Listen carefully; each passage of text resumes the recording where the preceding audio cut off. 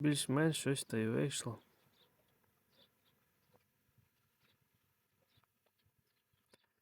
Може трошки коня не дочистив, ну нічого. Порівняно проти того, що було, вже зараз взагалі бомба. Інша сторона.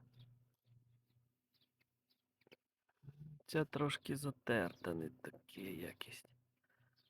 Але теж гарно.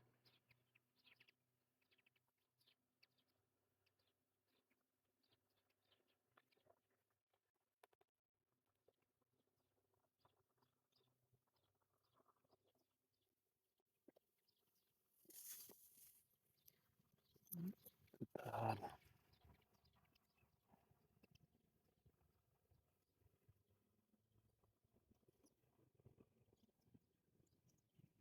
Ну і в кінці фотки, який він був до. Прикріплю.